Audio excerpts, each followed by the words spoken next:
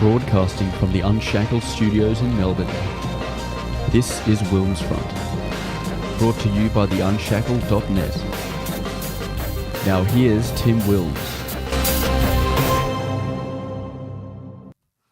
Hello everybody and welcome to this week's WilmsFront Snapshot news show, coming to you on this Tuesday, the 25th of August 2026.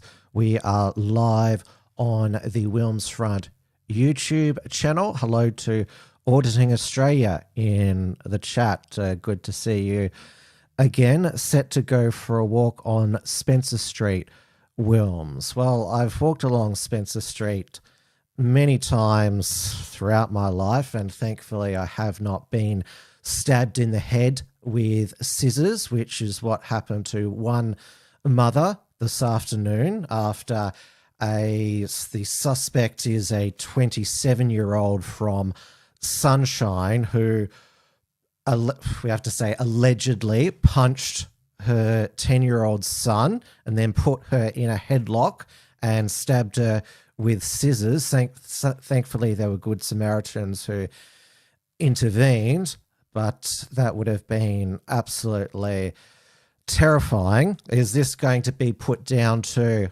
mental illness, which we're going to get into later in the show, the mental illness defense when it comes to Lindsay Clancy on trial for killing her 3 children. But of course, as I'll get to later in the show, the focus of most of the Melbourne media has not been on crime in the streets. It's on, an alleged crime which there has been no arrests on. The Pullman Five, the Sydney Swans, who invited a couple of Melbourne party girls to their hotel, not this Monday morning, but the previous one. It just shows the media's just warped priorities and what works more as sensationalism for them. It is 9 p.m. here in Melbourne, Victoria. Now, we're starting a little bit later tonight as I wanted to watch the News 24 documentary, The Fight for the Right, about the rise of One Nation, and absorb that and give you some immediate observations. What I think was the main takeout for me, and might be for many others when they see it or they see some of the clips, is that Pauline Hanson walking back what's deemed her most controversial, inflammatory remark from her 1996 maiden speech that we're in danger of being swamped by Asians. They have their own culture, religion, set up ghettos and do not assimilate. So Chris Kenny asked her, do you regret that? And she said that it was correct what she said at the time because we didn't know what Asian immigration would look like. And Chris Kenny said, won't you admit you're wrong, because Asian immigration has been good for Australia. And of course, overlooked now is that in the early to mid-90s with mass Asian immigration, there were Vietnamese gangs. Obviously today, the Vietnamese Australians, while they're loyal to Australia because the country they fled from doesn't exist. And they also went to David Farley's electorate of Farrer, which takes in the regional New South Wales town of Griffith, which and Angus Taylor has spoken about this, the contribution that Italian immigrants made when they arrived after the Second World War growing, and Chris Kenny visited Griffith and focused on the winemaking, the fruit growing. But what also is not spoken about now, again, the where the assimilation or the immigration issues. Auditing Australia says, doubt you're around, Wilms, but the 80s had Asian knife crime. Yes, that's what I was referring to. I mean, I'm a student of history, is which I'm getting to here. So Italian immigration to the town of Griffith after the Second World War. A lot of Italians came, but do you know who also came along with a lot of these Italians was the mafia. And the mafia also set up farms in Griffith and grew marijuana. And there was one, he was given the nickname Aussie Bob Trimboli. So he is the prime suspect in the assassination of Liberal political candidate Donald Mackay, who was wanted to close a loophole to make the growing of marijuana illegal. Now, back then, Griffith was in the electorate of Riverina, and that was held by the godfather of multiculturalism in Australia, the first Minister for, I think, Ethnic Affairs, that's what they used to call it back then, Al Grasby, who there's a statue of him in Canberra. His links to the mafia have been well established. I mean, he's dead. I can say this publicly now. Auditing Australia says mafia would make you just disappear. Auditing Australia in the 2000s, it's Africans. Well, is it going? We don't know. Is it going to be the same as the Vietnamese gangs in the 80s and 90s? Are going to fizzle out? Well, we don't really have a justice system, a dysfunctional justice system here in Victoria, where these African youth gang criminals just basically get a slap on the wrist, hardly any jail time, if at all, because of their civil war trauma. Now, the electorate of Farrer, takes in Griffith, as I just mentioned, and also Albury Wodonga. And Albury was the birthplace of the Liberal Party. So, of course, when the Farrer by-election happened, triggered by the resignation of Susan Ley, it was talked about the significance the Liberal Party founded in Albury, and they've lost the seat to an insurgent One Nation. Now, they had a controlled pre-selection One Nation, which they don't normally do.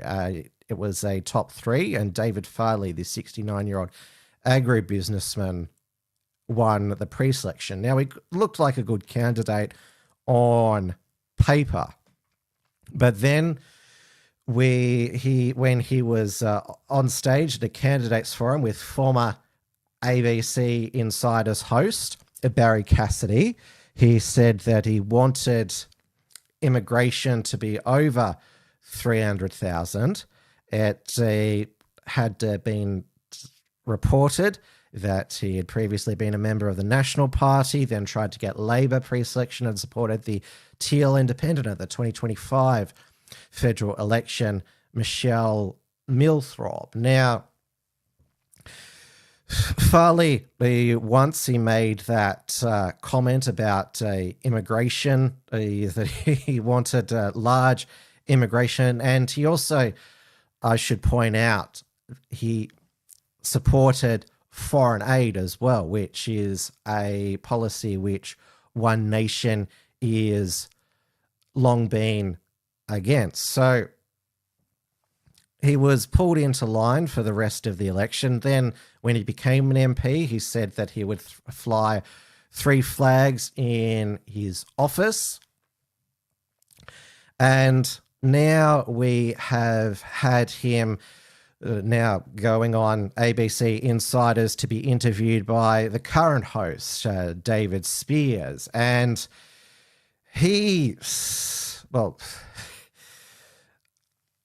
announced, even though it's been spun by some of the One Nation shills on social media, that including by Barnaby Joyce, that David Farley misspoke. It was a rookie error, another rookie error, that it's now One Nation policy to have net overseas migration of 130,000 plus 100 more palm workers, like Pacific Island fruit pickers and that. Okay, well, let's talk about big policy area for One Nation, immigration. Can you just clear up what your position is on immigration? Well, it's pretty simple. We've got to get in control of immigration. At the moment, immigration's in control of us. A lot of people are working their way around our rules to maintain a presence in Australia. Our position's 130,000 net net overseas migration. Now, on top of the NOM, of course, we've got all the other programs that we run. The PALM program, which is important to my electorate Farah, the skilled registered aged care nurses, etc., are all very important.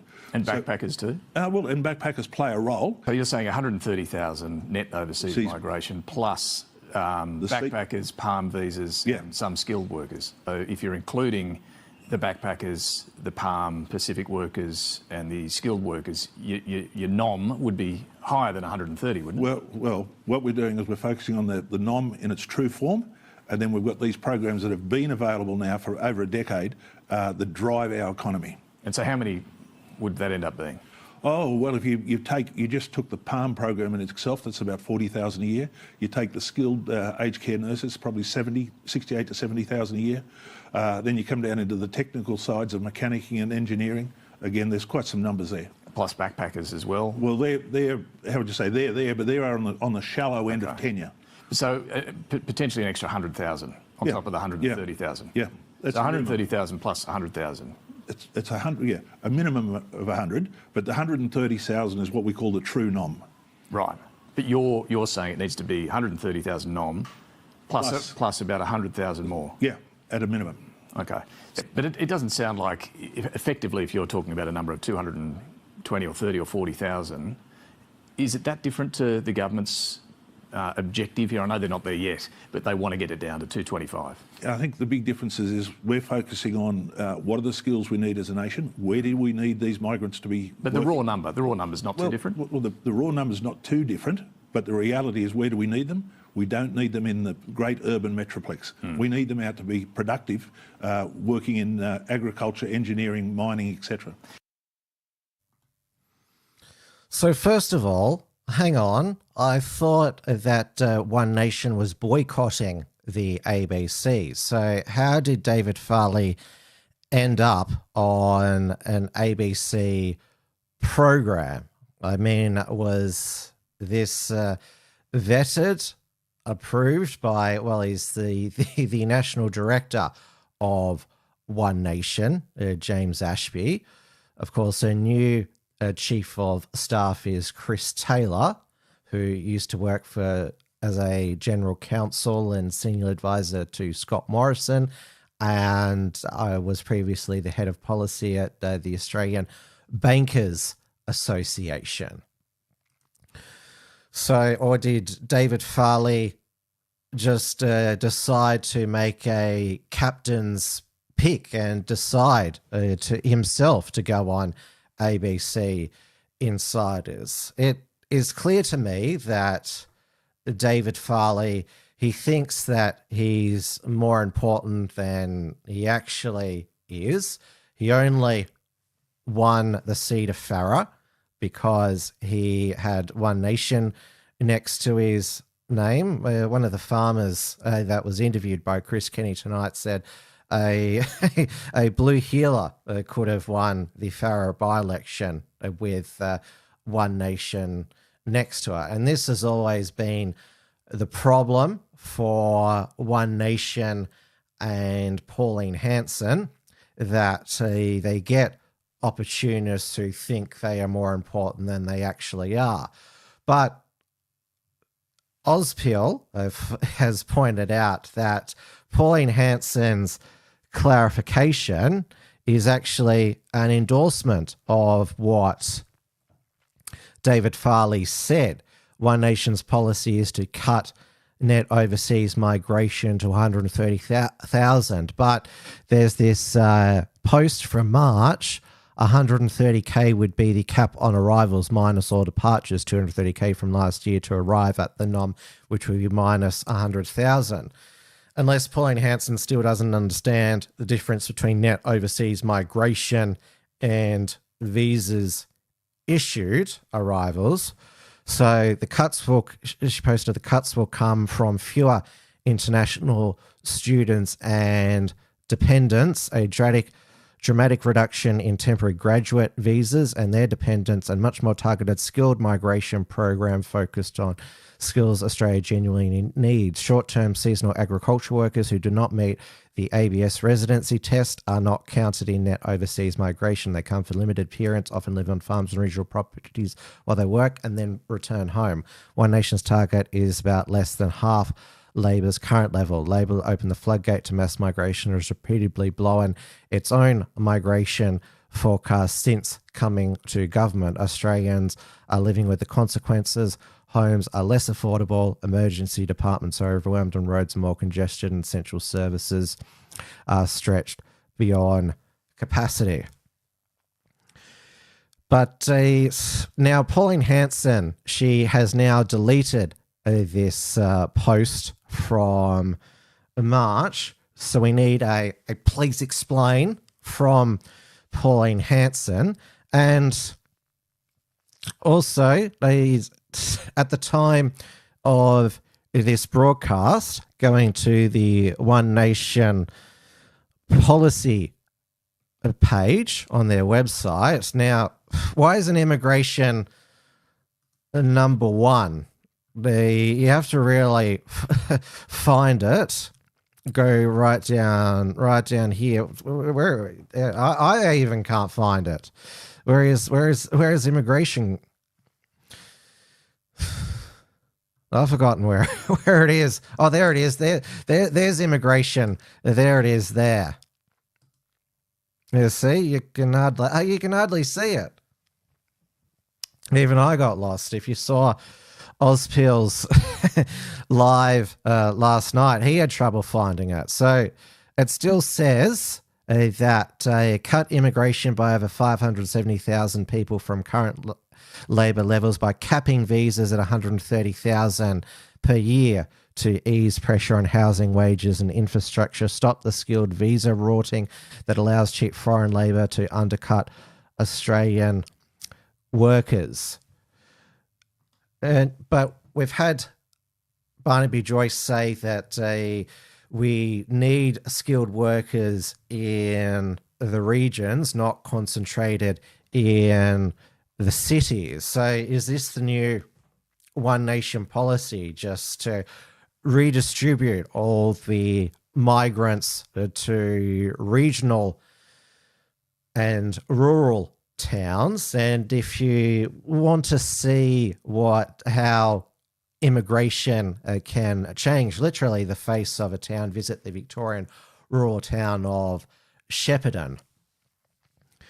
And now I see that Anna Borschen is in the chat, says Hanson was originally anti-immigration but has clearly been brought on board by the globalist liberal train, pigs at the trough. Now, is it because of the business lobby in her ear now, or donors who are saying like, look, you'll crash the economy if you cut all of these migrant categories, even though Donald Trump has achieved net zero migration for the United States in less than 2 years of his second term, yet the United States economy has not grinded to a halt. The one thing that has affected the economy is his decision to launch attacks on Iran. Now, Barnaby Joyce claimed that this has always been One Nation policy, but clearly not on the website. And Malcolm Roberts, the longest serving One Nation senator beside Pauline Hanson, said that the party wanted actually to achieve net negative migration. We will implement net negative migration, limit new arrivals until infrastructure and law enforcement can catch up with Labor's flood of new arrivals. Net negative. We will reverse Labor Liberal mass migration. Reverse it. Decades of it. Since John Howard doubled immigration, we will reverse it. We will still allow a small number of workers with skills we need, especially in building trades, but that'll be many less than the number of people who leave. Net negative migration. We'll come back to immigration now. I want to be clear about net negative migration. Net negative migration. That's the policy we're pushing. Every year, about, roughly, it varies from year to year, 220,000 people leave. We want to let in only enough skilled people to make the total population a 90,000 decrease. 90,000 decrease. While allowing skills like tradies, construction, nuclear experts for South Australia. Anna Abortion says Trump has been handing out HB1 visas to Indian tech nerds like that confetti Tim. But he's rapidly, drastically increased the price of those visas. So the pricing of that has made it so that, well, you're going to have to, if you want to come here on one of these visas, you or your company are going to have to pay quite a lot more. I don't know the exact number. Kate Britt says, I don't see skilled migrants coming in, shortage in all trades. Besides, the healthcare workers do not have the training that the West has.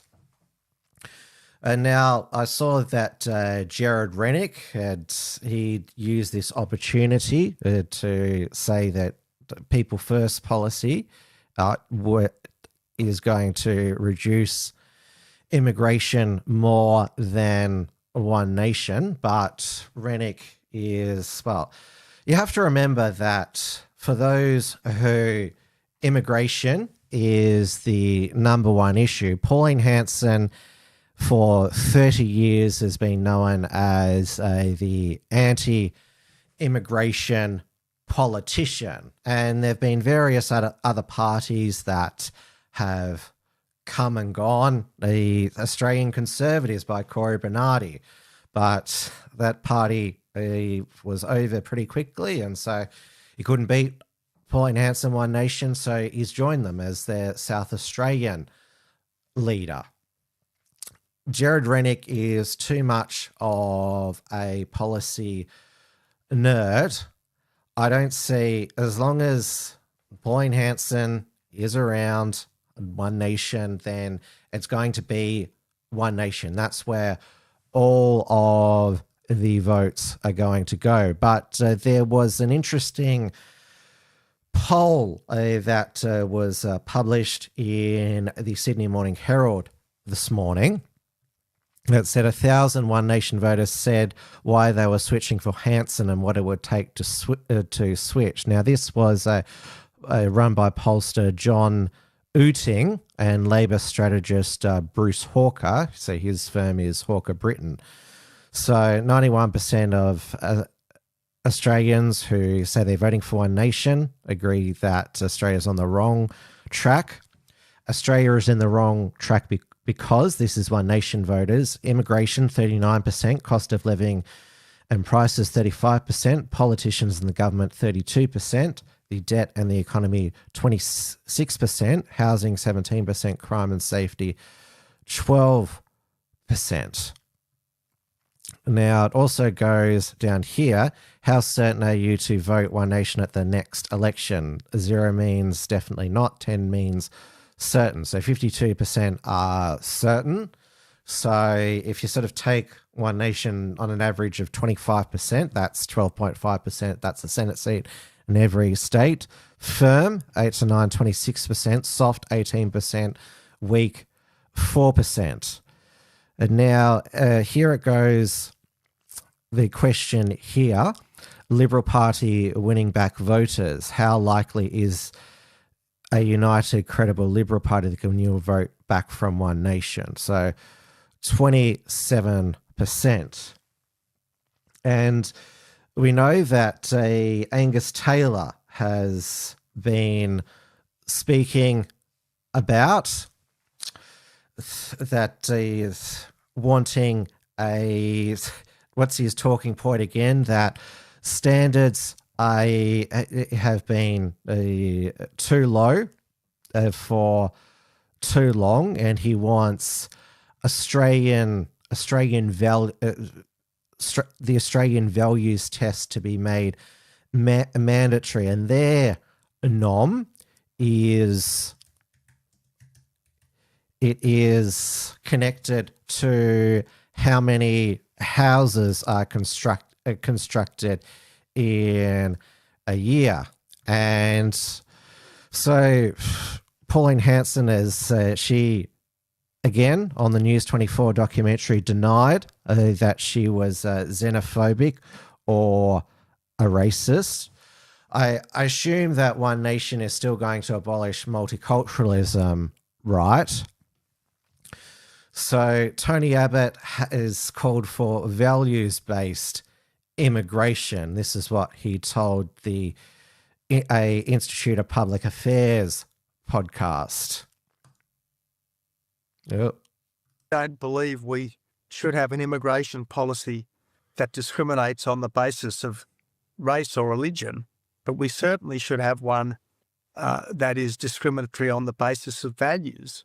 Now, if you believe in a global caliphate, if you believe in Sharia law, if you believe in death to the infidel, if you believe in a privileged place for one religion over other religions, if you believe in a privileged place for one political party over other political parties, well then this is not the country for you because, frankly, a healthy pluralism, an equality of rights, freedom of expression, of conscience, of religion, have always characterised Australia. I don't believe we should have an immigration policy that discriminates on the basis of race or religion, but we certainly should have one that is discriminatory on the basis of values. Now, if you believe in a global caliphate, if you believe in Sharia law, if you believe in death to the infidel, if you believe in a privileged place for one religion over other religions, if you believe in a privileged place. That's the annoying thing about playing X videos is they just repeat. And now Pauline Hanson, she's said something pretty similar. Now, Ozpil's mate Ozmax, whose first name is Andre, interviewed Malcolm Roberts just recently and saw a clarification on One Nation's immigration policy. Let's see if anything's clearer. So I'm here with One Nation Senator Malcolm Roberts. Just to clarify sort of what's been happening, David Farley came out and said there'd be another 100,000 in terms of immigration on top of the 130,000 cap. What's actually going on in that sense? Will it be 230,000 or will it be the policy that's on the website of 130? So I'll be clear. What we've got is a cap. That's the maximum it can be, but it can be lower. And I've been talking about net negative migration. So because of the at least 100,000, I think there's many more illegals here as permanent residents or as temporary residents, at least 100,000 illegal students. We're going to send them out, send them home. So that would mean in some years more would leave than come in. So the idea is we need to improve the quality. There are 5 words in immigration. Numbers, quality, which are talking about skills and capacity and welfare bludgers, etc. Then we've got culture, which is extremely important. They've got to fit in with their culture, values and laws. Then the next one is assimilation. We used to tell people when I was young, we expect you to come here and be Aussies. And the bloody Italians and Yugoslavs, they would die to become Aussies. You know, we'd give them shit, but just jokingly, it was good-natured banter. They would go out of their way to, and they were proud to become Aussies, and that was their target. Nowadays, we bring people into this country who hate us, and they're out to destroy us, bring in Sharia law. And the fifth word I use is heritage. Preserve our heritage. That it's got nothing to do with skin colour. It's got Anglo-Celtic heritage. So that's what we want, people who understand where the birthplace, we came from the same country that was the birthplace of modern Western civilization. So they're the 5 things. So what we're saying is every year about 220,000 people leave. I didn't realise it was so high. And what we're saying is we will cap the number of people, net people come in, at 130,000. So if 220,000 people leave, and we allow in 220,000, then we can't do that migration. Net migration is complex because it talks about in 12 months out of any 16 months, the number of people who come in minus the number of people who leave. So if you have 130,000 people coming in, that's a net migration of minus 90,000. In other words, you lose your population by 90,000. So what we're saying is the cap on net is 130,000, but it's very important to understand that they're going to be skilled people, not the riffraff they've been dragging in and putting on welfare. GDP figures, and also to stack their electorates. Oh, absolutely, and they've certainly been bringing in a lot of doctors and engineers. Okay, I still don't understand, or does Malcolm Roberts not understand the difference between the cap on visas, and he talked about a cap on net overseas migration, because he talked about the year that One Nation kicks all of the illegals out, there'll be net negative immigration. He talks about a cap on net overseas migration. So, but then goes, it's like he still uses net overseas migration for when he's talking about a cap and talking about it generally. And you heard him talk about simulation values, and also again we heard about skilled migrants as well. Now, Pauline Hanson and Barnaby Joyce have said that we certainly want more foreign doctors working in the bush. Well, there's a lot of migrant doctors who you can tell weren't born here, working in the suburbs as well. So is there really any... There doesn't seem to be too much of a difference between what the coalition is proposing about their immigration policy and vetting, and the same as One Nation. And that poll that I just put to you, showed you on the screen, that 25% of One Nation voters could be persuaded to go back to the coalition. Now, you'll remember that One Nation and Pauline Hanson were defeated in the early 2000s because John Howard, of course, when the Tampa was refused entry to Australia, the 2001 election, post 9/11, said, we will decide who comes to this country in the circumstances in which they come. But he, while he was saying that, was inviting in lots on planes. And this is... We have to remember what we're talking about here. We don't have a border issue. We do have a legal immigration problem in people staying over their visas and then trying to get to different visas on bridging visas, which even the Labor Party is now wanting to crack down on to stem the bleeding of votes to One Nation. So our issue is the ones that our governments are inviting in. So Britain, the United States, and other European countries, it's all been about those who've been coming across the oceans, or in the United States case, the border rivers. Dawn Browning says assimilation is a leaking bucket. And Anna says we don't have any right-wing parties in the West. Now, a future One Nation government,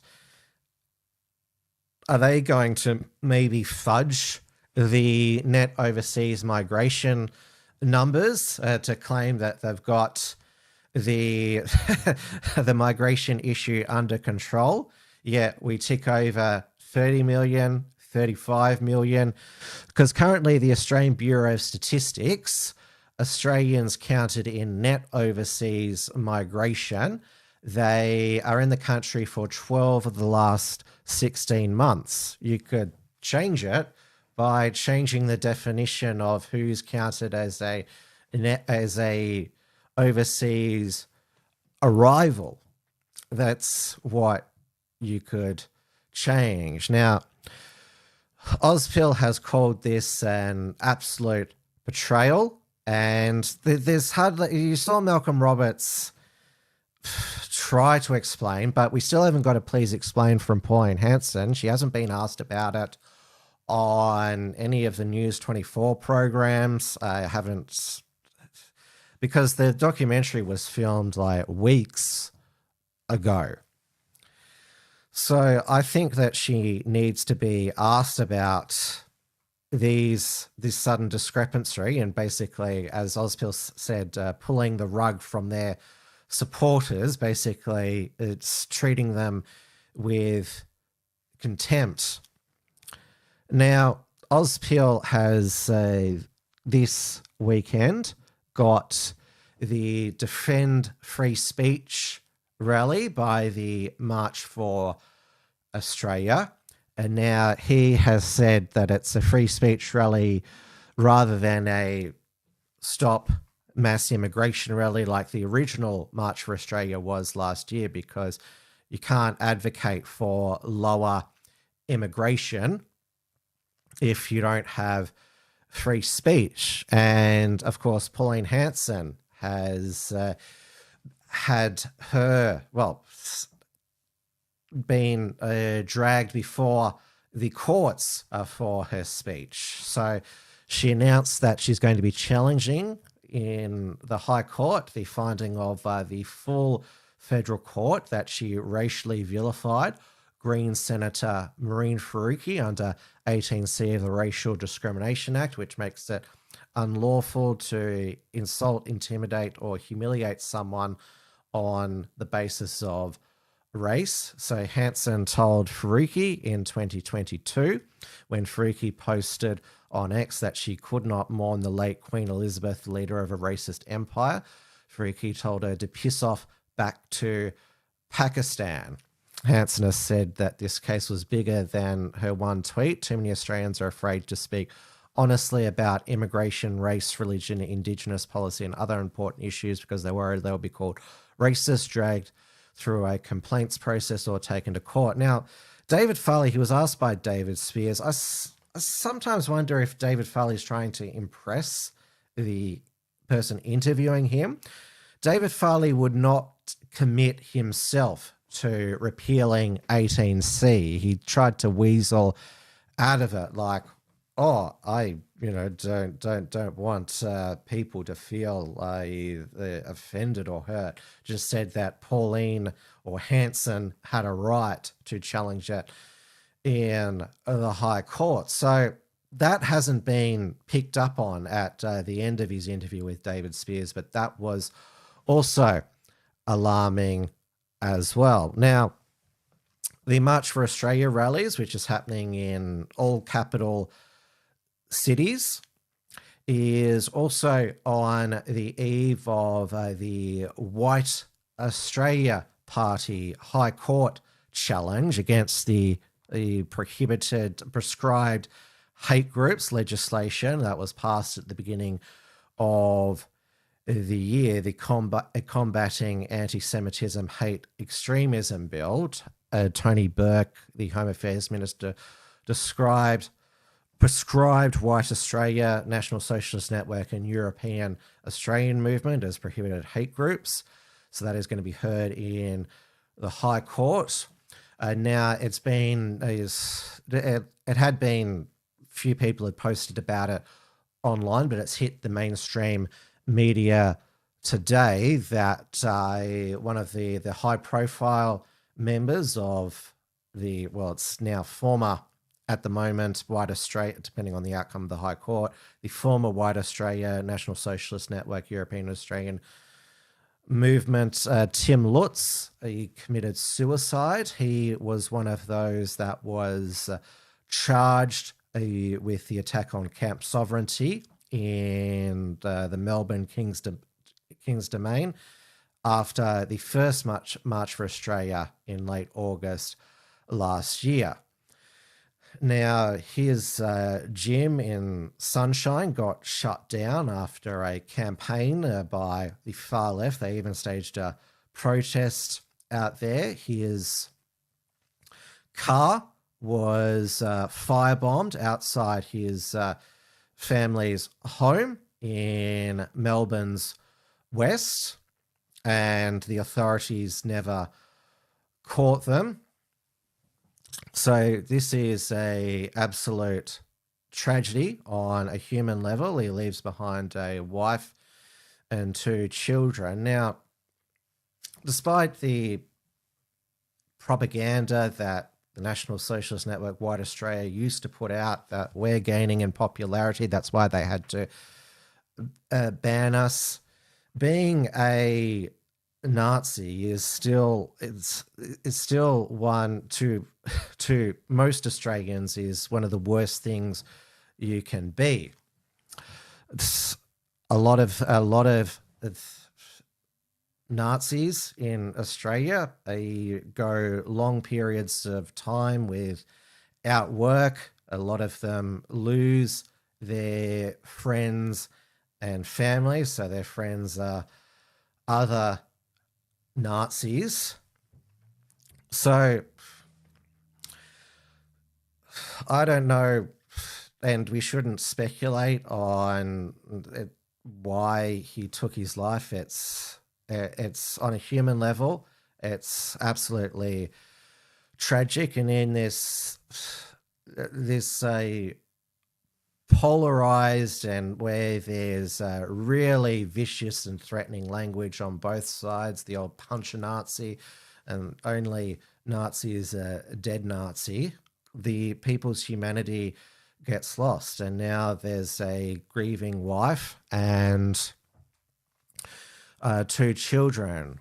Senator Slayer says, he was always nice, very genuine bloke. I liked him.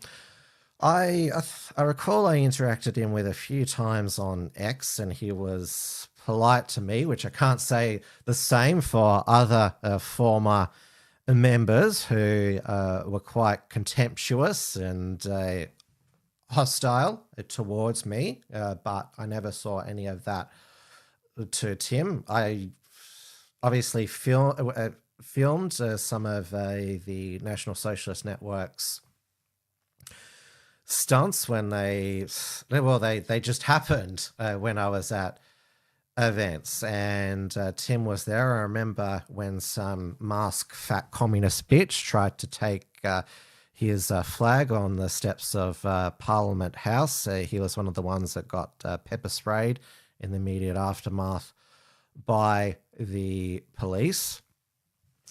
Now, and this is hypothetical here, if White Australia does get unbanned, I don't think that they're going to experience a surge in support because of One Nation's watered down immigration policy. Like I said, being a Nazi is still one of the worst things you can be in society, and a lot of those who want mass immigration to be halted, controlled, do not want to bring back a white Australia. So, and we've seen in Britain that Restore Britain by Rupert Lowe it's getting some votes, but it's still not, it's not catching up to Reform in any substantial way. There is another test for One Nation this Saturday night in the Secret Harbour by-election, which is a West Australian state seat, so triggered by the resignation of Labor's Paul Papalia. Now, it is set as a very safe Labor seat, but the One Nation candidate, Luke Hertigan, is the favourite. And now the Liberals are running, but the primary focus is to defeat Labor. And Andrew Hastie again appeared on the ABC. He seems to, every time he wants to whack One Nation, he just goes to the ABC, either Patricia Carvelis or ABC Radio Perth, or it was ABC 7:30 with Sarah Ferguson on one day night. He said that we should be going all out to win this. We shouldn't be seen as weak, otherwise people will go to One Nation. Andrew Hastie can always count on the ABC to air his interviews, and it was interesting. Also, that poll that I referenced is that a change to Andrew Hastie by these One Nation voters, it would be less likely to change their votes back to the Liberal Party. And obviously there is the fact that Hastie testified against Ben Roberts-Smith at the defamation trial, and One Nation is fully backing Ben Roberts-Smith. That is what I think has triggered this war between the party and Andrew Hastie. This is WilmsFront, brought to you by the Unshackled.net. Now, in case you missed it, because the mainstream media focus in the final week of Parliament was about the deals that Labor and the Coalition struck to get the NDIS reforms in, the gambling restrictions. But something that they both agreed on was expansion on ASIO's questioning powers, expanding the violation or ASIO's violation of the right to silence. So in 2003, and the post 9/11 war on terror, the Howard government passed laws that ASIO could compel you to answer questions related to espionage, politically motivated violence, which includes terrorism, and acts of foreign interference. If you didn't answer ASIO's questions, then you could go to jail for 5 years. Now that has been extended to sabotage, promotion of communal violence, attacks on Australia's defence system, and territorial and border integrity issues. Now, they are quite vague, and we know that ASIO has been fixated on the far right. Well, of course, it was under ASIO's watch that the Bondi Islamic terrorist attack happened, targeting Jews at Hanukkah on Bondi Beach. Now, the question you have to ask, would ASIO having more powers to question people with the threat of jail for 5 years, would that have prevented Bondi? Or I don't think so. But of course, in the aftermath of a terrorist attack, of course, the intelligence agencies want more power. Now, they claimed that it's been useful for their intelligence. Well, they would say that. That's part of their pitch to gain more power. And of course, Australia doesn't have a Bill of Rights.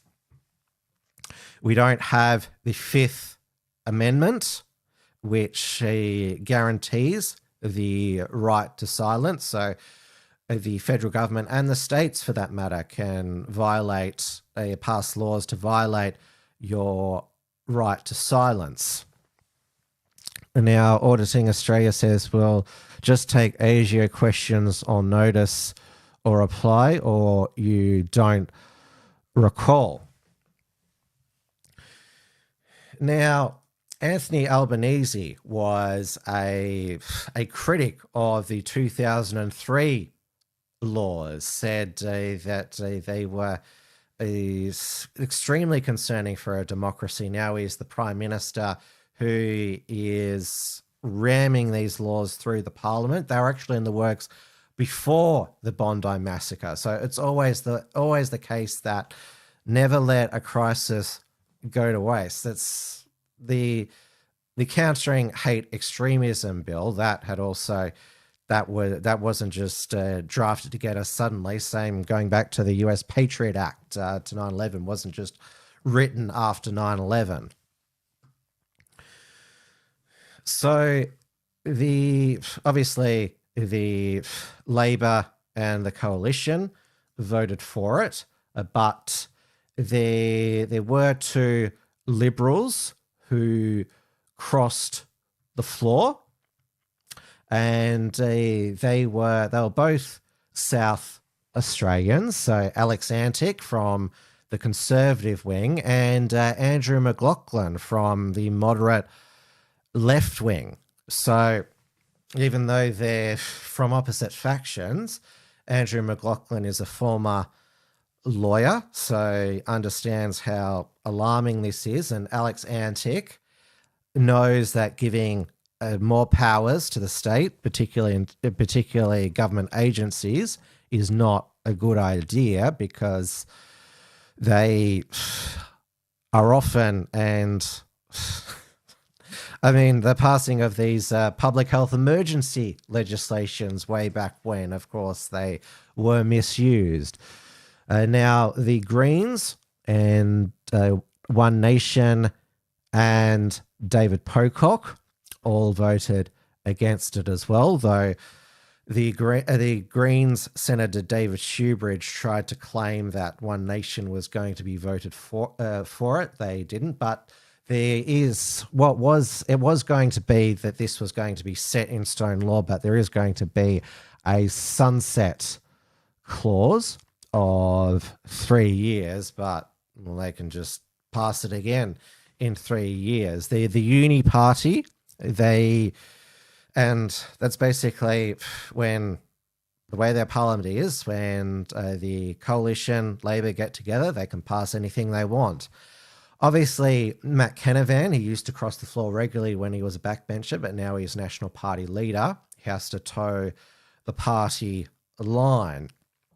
And obviously, we tend not to hear the Maverick Matt anymore. And like Andrew Hastie, spends a lot of his time attacking One Nation. On the documentary tonight, he called them the Forrest Gump bunch of chocolates when it comes to the candidates, because you never know what you're going to get. He said, you're not voting for Pauline Hanson, you're voting for the candidate. Though the Nationals could have taken a stand like they did earlier in the year in voting against the Countering Hate Extremism and Anti-Semitism bill, but they chose not to, which certainly is a walkback from the National Party.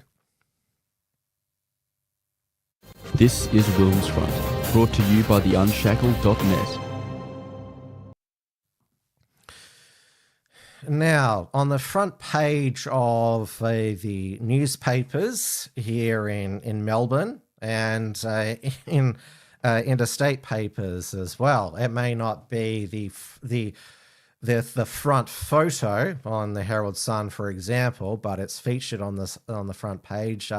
the Sydney Swans Pullman 5, Isaac Heaney, Chad Warner, James Jordan, Riley Bice, and Isaac Heaney were suspended by the club last week for the rest of the year.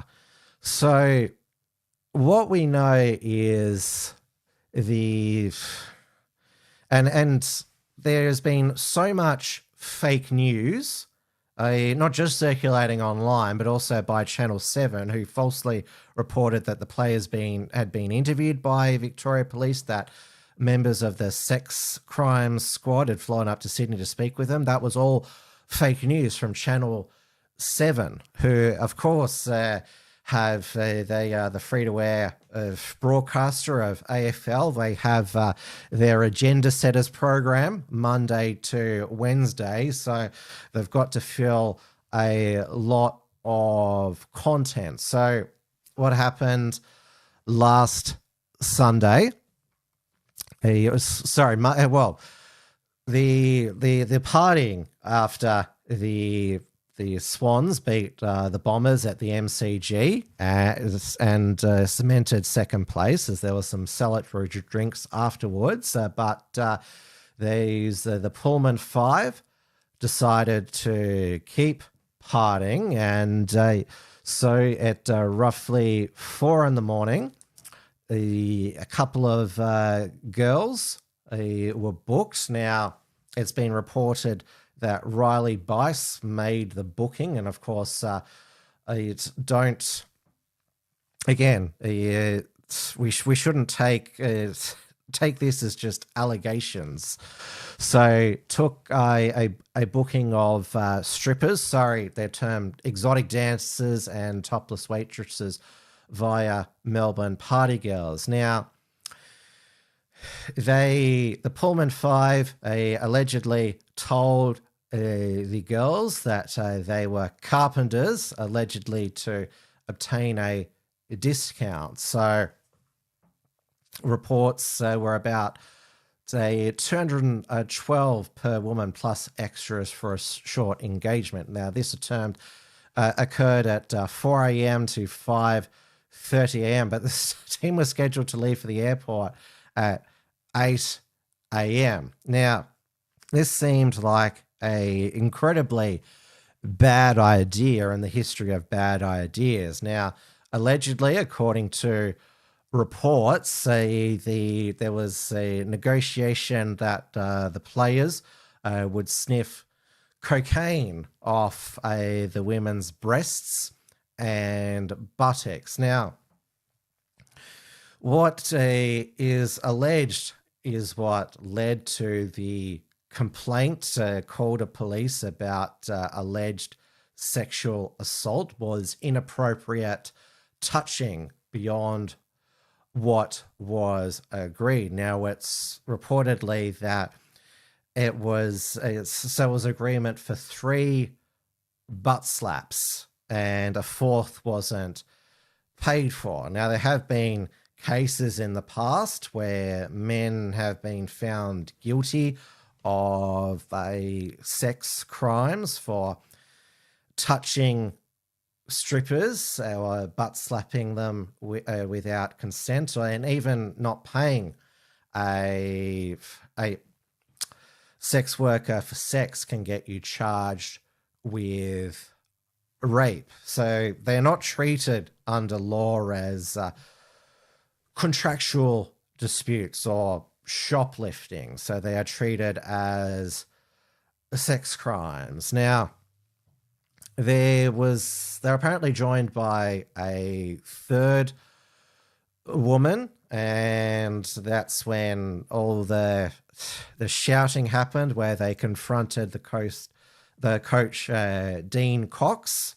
And there's a photo that a parent took of their child with Isaac Heaney. I should put a photo of the Pullman 5 up on the screen here.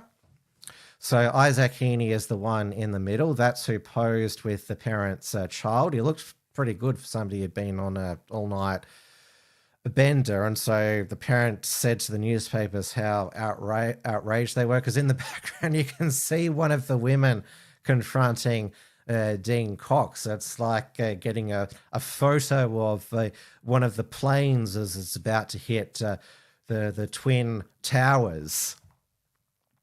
Of course, the Pullman Hotel, it's in East Melbourne. It will now be as infamous as the Watergate complex is in Washington, D.C. Now, these one of the women has said she fears for her life. Another one of them told the Herald Sun they weren't after money, but after justice. Yet all three of the women have hired lawyers. So two women are represented by Carbone lawyers who are personal injury lawyers, and one of them, John Karantzidze, I'm not sure if I'm pronouncing that right, gave a hyperbolic interview to Tom Elliott on 3AW. A lot of the personal injury lawyers are wogs, it seems. Is what when I remember there was an ad on Sky News for a personal injury law firm on Sky News for a lot. It was a GMP lawyers, and it's very the person fronting the ad is clearly a wog and says 100% you need to win, 100% compensation. We have a 97% success rate, no win, no fee. That's what we do, and we're damn good at it. This is how much the ad was played on. Well, then it was Sky News, GMP lawyers. I'm just giving you the context. So Carbone Lawyers is another of these personal injury law firms. They have the nickname of ambulance chasers. Now, another woman is being represented by Slater and Gordon Lawyers, which is a Labor-aligned law firm. Now, all three women intend to sue the players and the club. So Carbone Lawyers, the grounds is damages for pain and suffering, psychological injury and economic loss. The women are described as extremely traumatized with their dignity and personal rights seriously violated. But Slater and Gordon, they're a bit more sort of professional. So the lawyer from Slater and Gordon is Jackson Panam, which doesn't sound like a WOG name.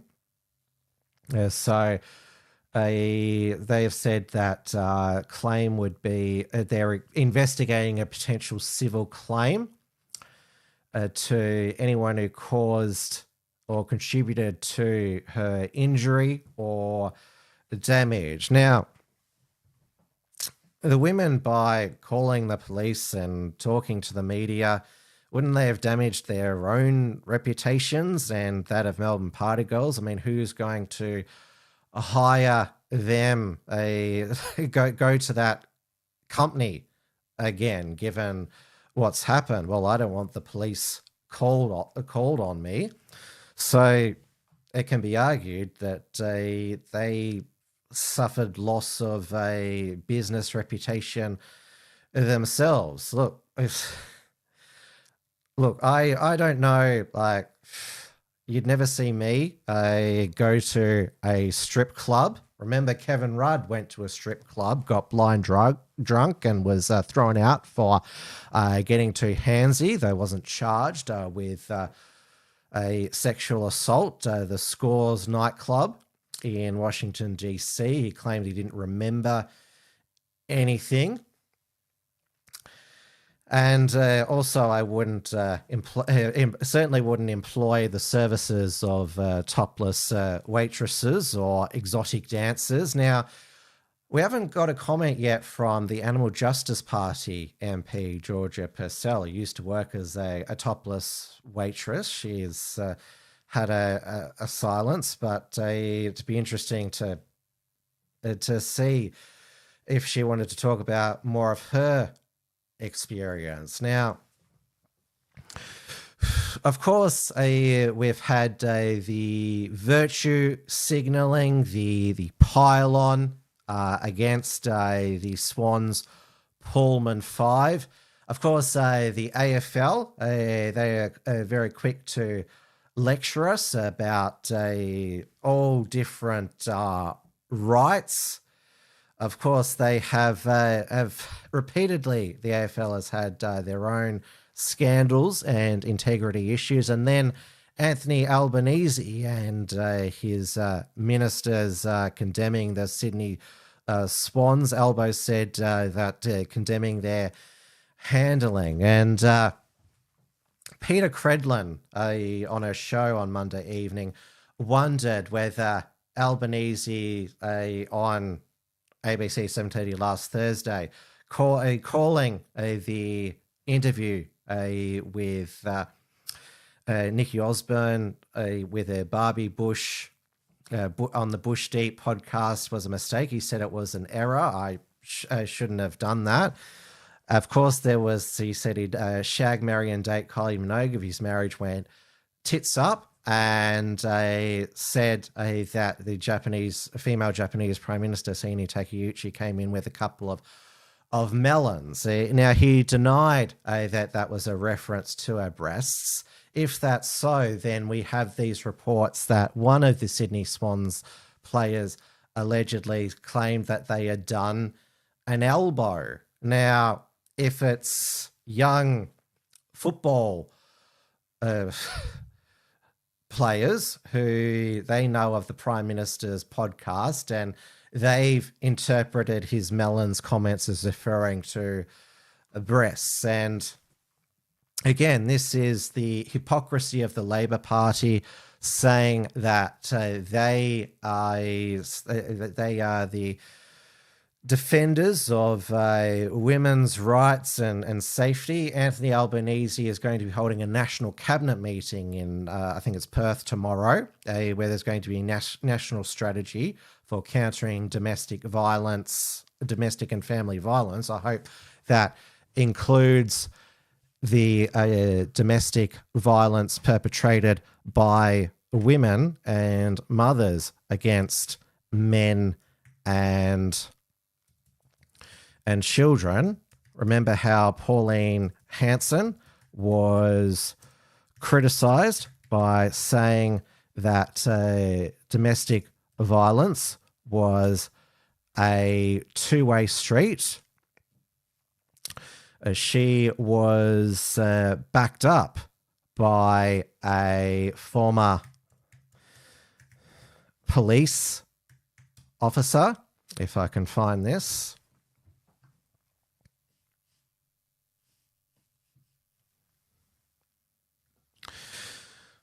So a Queensland cop for 28 years says Pauline Hanson is right about domestic violence. So this is Terry Goldsworthy.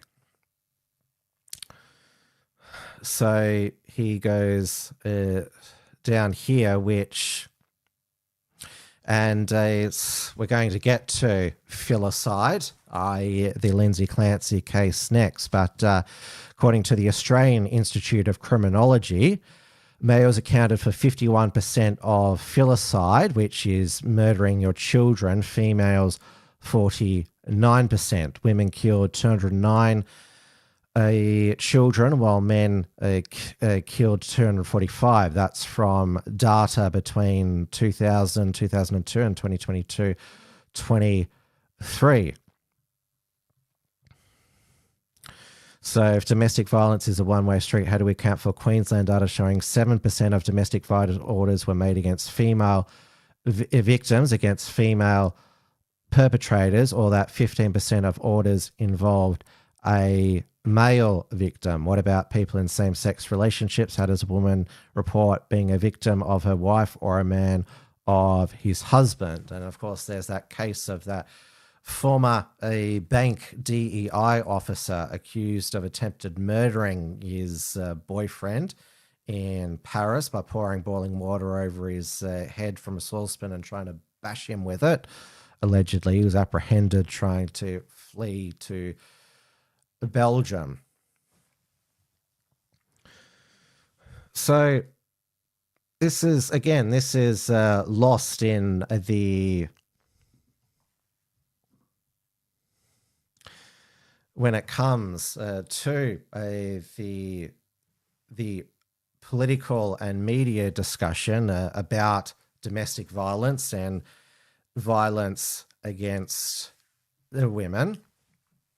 And to also quote Sam Newman, so he's on his You Cannot Be Serious podcast, has done 2 episodes about the aftermath of the Sydney Swans Pullman 5. He's been photoshopped into a meme about the outside the Pullman hotel, which says, "Next time, fellas, just have a pool, man." That's certainly what I hoped that, because I went to Collingwood Brisbane Lions on Friday night. The Lions smashed Collingwood by 63 points, securing 3rd place. So we get to play the depleted Swans in the first qualifying final.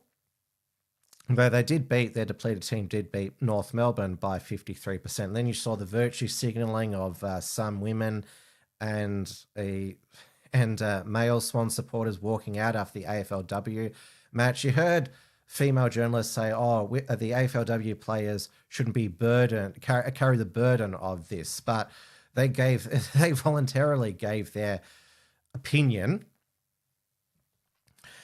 So they were very willing to speak on it, and they got 15,000 for their AFLW curtain raiser to the men's game. The men's game still got 30,000 to the MCG, despite the planned walkout, and also the fact that it was a dead rubber. Sydney couldn't finish lower than 2nd. So, well, North Melbourne didn't make the finals, but again, those who boycotted the game, the players on the field didn't do anything wrong. They slept right through it. Again, this is we see this a lot. Feminists want to collectively punish men, and they say that disrespect with women, not all disrespect to women leads to violence, but all violence starts with disrespect towards women. Did they tell the Prime Minister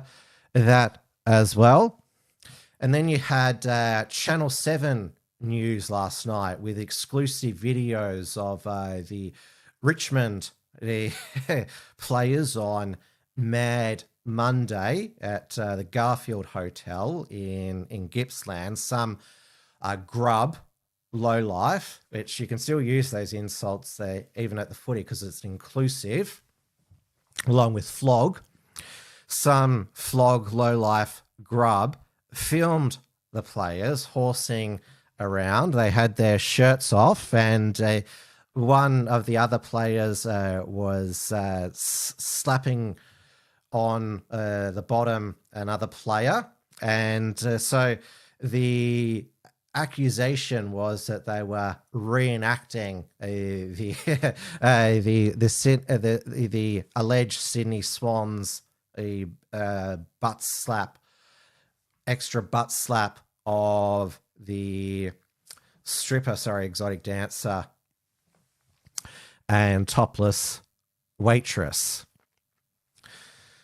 And now the Richmond Football Club put out a statement saying the players were embarrassed and they weren't referencing that. Well, they had to say that because otherwise the AFL would come down on them. But it was very clear that they were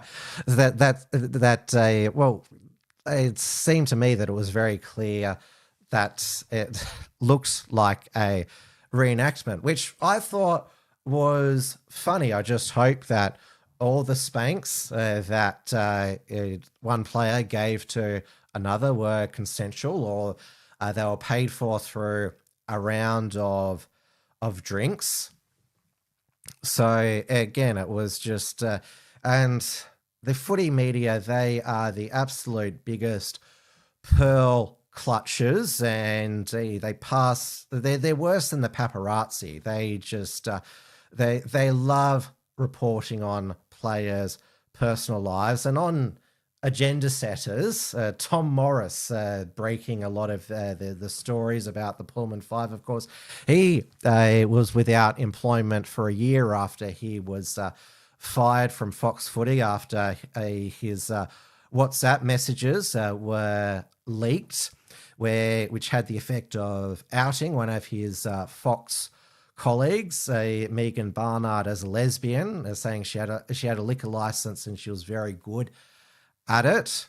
He basically had to apologize unreservedly. He came back to SEN, and then he got a job with 9, and then he was poached by 7. And also on the panel was Nick Revolt, who was the victim of that St Kilda schoolgirl a decade ago who leaked a picture of his and Nick Del Santo's penis, which revenge porn wasn't illegal back then.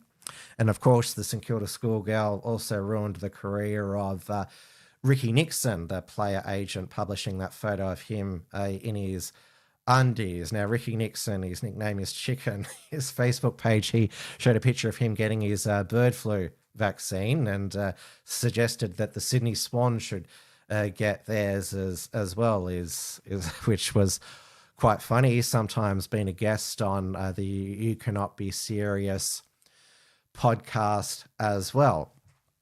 If I can borrow a phrase that Sam Newman said 20 years ago on the Footy Show. I'm just repeating what Sam said, just in general. Women are liars. We all lie, but women are better liars. They can cry before a judge and a magistrate and say, he put his thing in my thing. He did this to me.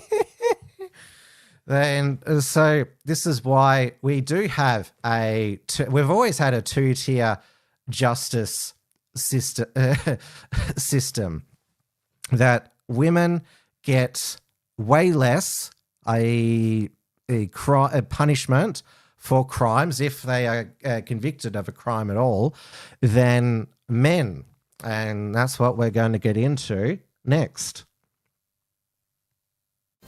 This is WilmsFront, brought to you by the Unshackled.net. Mass psychosis has erupted in white women in the United States during the murder trial of Lindsay Clancy, who murdered her 3 children, Cora 5, Dawson 3, and Callan 8 months, back in January 2023. She sent her husband, Patrick Clancy, out on errands to get medication and takeaway when she strangled them with exercise equipment, and she then jumped out of a window in an apparent suicide attempt. That's why she is wheeled into court. Now, so it's been over 3 years from the killings to the trial, yet there is these white women outside the courthouse saying, stand with Lindsay. Some of them are saying it could have been me, basically holding her up as a poster girl for postpartum depression, which is a diagnosed condition. But what she had, well, what her lawyers are alleging that she had, and why she shouldn't be found criminally responsible for the killings, is that she had postpartum psychosis, so hearing voices instructing her to harm the children. Now, postpartum depression, what's cited is that mothers feel intrusive thoughts, but they feel horrible to them because, of course, a maternal instinct, it's a horrible thought. So what these white women are doing is that they are blurring the line, the difference between depression and psychosis. And then you have somebody like Candace Owens, who is alleging that it was the medication that she was prescribed, Big Pharma, that turned her into a killer of her children. Margot says, how did the husband not see that coming? Well, there has been, Patrick Clancy, there has been a lot of focus on him. Why did he leave the children alone with her? Why didn't he take the children and run? This should be the real takeaway from this, that if your wife is saying that they're having intrusive thoughts and are thinking about harming the children, like, what is best for the children is to be away from the mothers or not let them out of your sight. This is what should be the lesson. And as general principle is that mental illness, whether it be psychosis, schizophrenia, the primary focus should be the protection of people and children. So they've been lost in this. The children who are no longer with us, Cora, age 5, Dawson, 3, and Callan, 8. Remember their names. It's like murder. It's killed by your own mother. I can't say murdered yet because she hasn't been convicted of murder.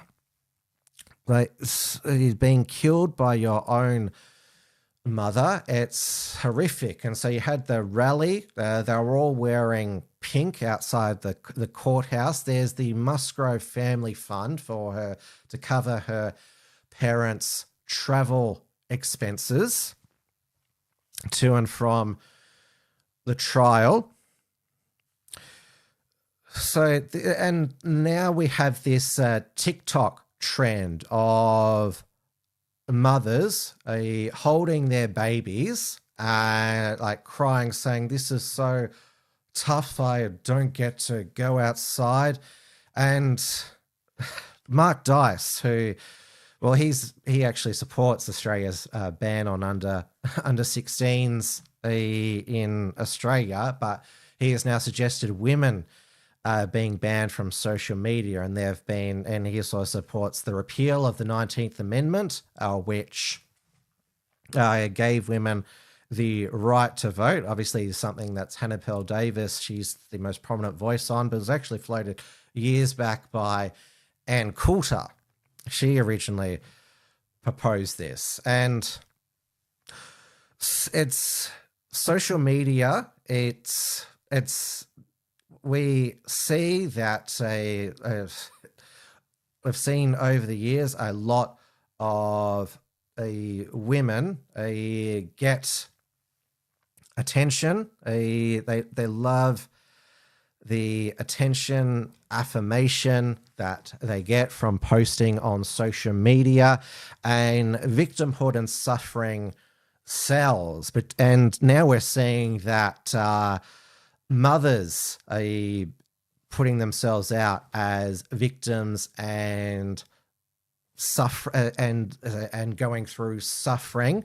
That gets them engagement, clickbait. It's a very vicious cycle because all these women are feeding on their own content. And then you have the most extreme examples of women harming their children for social media views. And then there was that mum-fluencer, Ruby Frank, who had her YouTube channel 8 Passengers about strict parenting. She eventually pleaded guilty to 4 counts of 6 counts of felony aggravated child abuse. She was charged with that and pleaded guilty to 4 of those counts and sentenced to between 4 and 30 years. But she became like prominent on a lot of moms following her. And this is, it's totally unhealthy, I think, for, like, if, again, I'm not a parent myself, but there have been other people who've said that reading these mummy bloggers, watching these mum influencers can actually make your feelings of anxiety, inadequacy worse. Even reading a parenting manual. Most mothers just need to rely on their maternal instincts and consult an actual medical pediatrician, a breastfeeding nurse, which is different from a wet nurse, I should clarify. And another thing that these women are doing is they are conflating depression with the normal stress, anxiety and sleep deprivation which comes with having a newborn. Again, this is the dangerous conflation of all of this. And there has been a lot of women who are now saying that they're thinking of calling off their wedding, breaking up with their boyfriend because they don't support standing by Lindsay Clancy. Well, there are a lot of men who are running a million miles breaking off their wedding, breaking up with their girlfriends for standing by Lindsay Clancy. I don't want to look at every mother carrying a baby and think to myself, does she support Lindsay Clancy? Margot says there's not a lot of support out there these days. Well, the fathers help out a lot more than they did in the past. These women act like they're all out alone, that a lot of them talk about how they're single mothers. A lot of them chose to be single mothers. There are mothers who deliberately, through vindictive, through a ex-partner or a husband, separate them from the children. Then there is this case of a North Dakota mother who she attempted to kill her 3 children. Kaylee Urquhart at age 22. So she stabbed her 5-month-old and 3-year-old child to death after waving a gun at her estranged husband and threatening to kill herself. Her 1-year-old baby survived. She allegedly said to her estranged husband, say goodbye to your children. There are women who will harm their children to get back at their ex. And then also there is this case she's only been found guilty of murder now. If I can, I've lost track of my tabs here.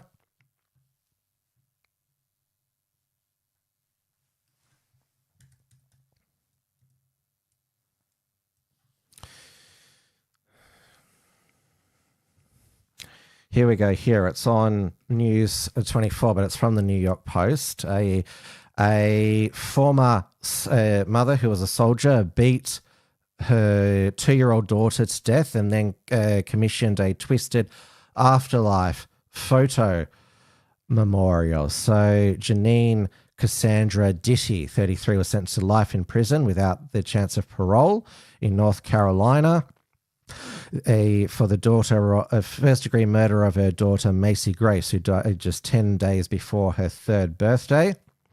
So she was rushed to hospital, extensive bruising and trauma, indicative of severe physical abuse. A CT scan revealed, going down here, so Macy's dad was a soldier, as was her killer mum, died 2 days later. So she charged before she was charged, her mum commissioned a series of afterlife photos showing her walking side by side with the outline of her dead daughter from a photographer who had offered her condolences, not knowing the horrific way the young girl had died. Now, this actually happened years ago. It says here, back in, it was last decade. Now, there was a initial trial in 2020 that ended in a hung jury, 10-2 vote. This could very well be the case in the case of Lindsay Clancy. And she was convicted on the retrial, which is actually very common in high-profile murder cases, like in the case of the Menendez brothers and Phil Spector. Because of the high-profile nature of the cases, they both ended in hung juries. But the retrial, which gains less media attention, that's when a guilty verdict conviction is secured. And going back to these women who are making a currency of these victimhood, it's making motherhood, it's showing that they're suffering and they making themselves out to be victims. They chose to have children. There's also been the argument, well, we've empowered women that they can terminate their pregnancies, abortion, that they can decide whether to give birth to their babies or not. So this is just an extension of that. And obviously there's, like I mentioned, Mark Dice saying repeal the 19th and ban women from social media. But it appears like if you go back to the 60s and 70s, women were happier as Stepford wives. And obviously that movie was it was based on a book that was written as the backlash to feminism. And I'm talking about the 1970s book and film, not the crappy 2000 remake, where these career women who moved to Stepford, Connecticut, they're shown as being just career driven and largely unhappy, but it's then shown as they're creepy, that they're happy. So it's a multi-layered movie. And then of course the ending is that they're all turned into these sort of robots, and they're all happy shopping at the supermarket and cooking and cleaning their homes.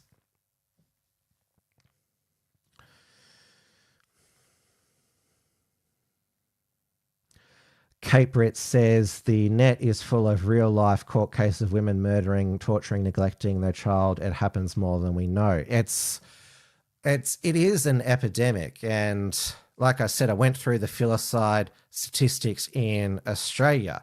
It is not a case of the overwhelming majority, 51-49%. When a man murders his children, he says, what a monster. And remember what happened to Bettina Arndt, there was liberal politicians who wanted her to be stripped of her Order of Australia medal it was at the beginning of 2020 when there was that horrific case of that father who his name was Rowan Baxter, who murdered his ex-wife Hannah and their 3 children by dousing them in petrol and setting their car on fire. So Bettina Arndt praised a Queensland police detective for keeping an open mind, including the possibility that Rowan Baxter may have been driven too far. So she was cancelled for that, basically. She's had a few mainstream media appearances on News 24 in the years after, but none of these women are at the risk of cancellation for saying that, for standing by Lindsay Clancy. But Bettina Arndt, because the gender's reversed, she was basically cancelled. And of course, there was the case of the father, Darcy Freeman, who threw his daughter off the Westgate Bridge. Horrific. But he was described as a monster. He's now in jail.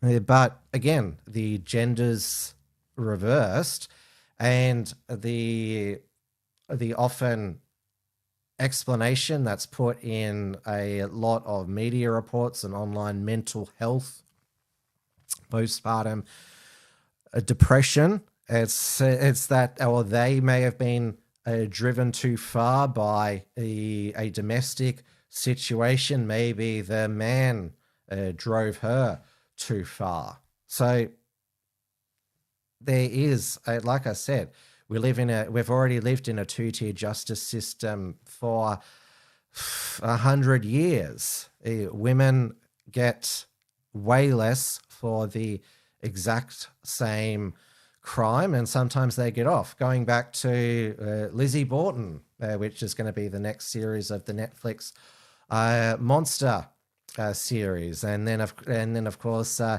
the musical Chicago. It's based on these high-profile women who got away with murdering men they were intimate with. It's been happening for over 100 years, and we need to fix this part of our justice system. This is WilmsFront, brought to you by the Unshackled.net. Now, Britain, it doesn't matter who's in charge, whether it's the Conservatives or Labor, the illegal boat arrivals, the dinghy divers, they continue to arrive. In fact, August is peak illegal boat season. Now, the British Home Office, they're sort of not very aware of how many illegals are in the country, how many of them are in the black economy. Pardon the pun, in cities like London. And of course, they are disproportionately overrepresented in crime statistics. And, well, the solution by the Home Office is to put out this flyer. In the UK, both people must say yes to sex. This is called consent. If you have sex with someone who does not want to, this is called rape. Rape is a serious crime. It is still rape if you are married to the person or in a relationship. They agreed once but changed their minds. If you have sex without consent, you could go to prison. This will affect your asylum claim. If you have been raped, you can get help. You can be treated with respect. Getting help will not negatively affect your asylum claim. Domestic abuse is illegal. In the UK, it's illegal to hurt, threaten, or control your partner or family. This includes hitting, pushing, or physical violence, threatening, or verbal abuse, controlling their money or where they go, honour-based violence or abuse. If you do any of these things, you may be reported to police and may lose your asylum support. If you're experiencing domestic abuse, you can get help. Getting help will not negatively affect your asylum claim. Now, I assume that this is the type of thing that feminists love because they think that it's wrong to say that women should know self-defense to fend off would-be sex attackers, or that they shouldn't go into dark alleys late at night. We should just teach men not to rape. Like, they say it like it's not already happening. I mean, rape is against the law. Of course, in the past, including in Australia, there was this legal loophole about that rape in marriage it wasn't a crime. It is now. But if this... The Home Office with these flyers, it's basically an admission of what mass illegal immigration has brought Britain. And you look at the rape of Sweden, how Sweden suddenly became the rape capital of Europe. And now, did suddenly all the Swedish men apparently become more rapey? No, that wasn't the case. There are a lot of new Swedes. And then we have there is a new study of, see if I can find it here. It was posted by, a lot of breaking news tonight. It was posted by Drew Pavlo. If I can find it here. So the University of Melbourne did a study into misogyny. They found a large difference between ethnic groups, and by almost every measure, white respondents were the least prone to violence and extremism. But the left-wing authors dismissed their own findings, and the newspapers didn't cover this section of the report.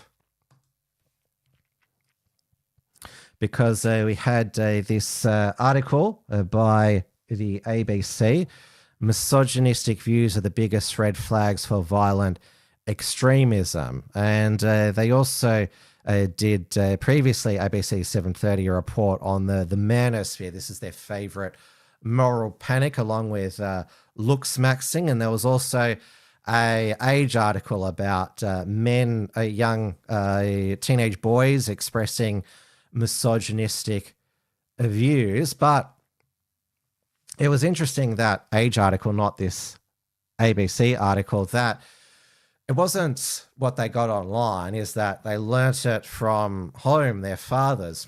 I wonder which cultures they came from. Could this rise in misogyny be a side effect of mass immigration? But of course we have the feminists who say it's a general man problem. That's what they always like to say. Well, how come there's, in countries around the world, there's lots more violence against women is much more prevalent than here, even though we're told we're in a domestic violence epidemic. So will this be coming, this flyer be coming to Australia soon? Will it be, will we have similar flyers distributed to school? Of course, the solution to all of these toxic masculinity views in Gen Z boys, the solution is always more respectful relationships programs, which means exposing them to graphic sexual education. That's basically what this leads to. And that's why and that of course has another knock-on effect as well, where children exposed to sexual content much younger than they ordinarily would. Margot says, we already have instructions on how to use a toilet. Yes, don't squat in the toilets. Sit on the toilet bowl. We're basically going to have signs everywhere. Australia, we love our signs, telling people what the law is and all that sort of thing. So, of course, this will be coming soon. Margot says flyers about staring, I noticed in the library. Yes, staring can be sexual harassment now, according to these university sexual harassment on campus ones. They're another doozy that have been released in the past. This is WilmsFront, brought to you by the Unshackled.net. And that brings us again for another week. Shit, I've gone for a long time. I didn't think I'd had that much content, so I'll speed it up. So I still am going to put some new reports from Tiger Med with Rawscroft. I'm just so busy lately. Of course, if you want to support the work of the Unshackled and Unshackled's productions, you can support us over at Substack by taking out a subscription, or you can sign up for free and you get our email alerts. You can also get alerts about upcoming Unshackled productions on my Telegram, X, Facebook, and Gab. You can also support us over on the unshackled.net/membership. And also, as you know, I'm a contributor to Reality Check Radios, biteme.news. So please sign up to their weekday newsletter.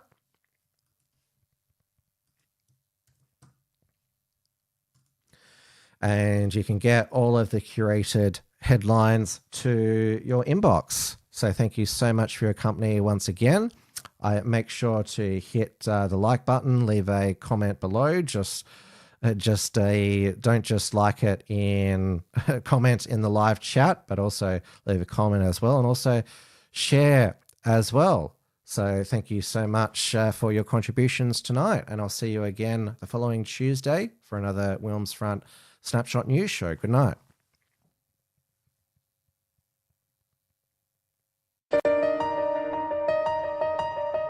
Thanks for tuning in to WilmsFront. Visit timwilms.com to view the archive of episodes, and keep visiting the Unshackled.net to view all our shows, and to keep up with the latest real news and analysis.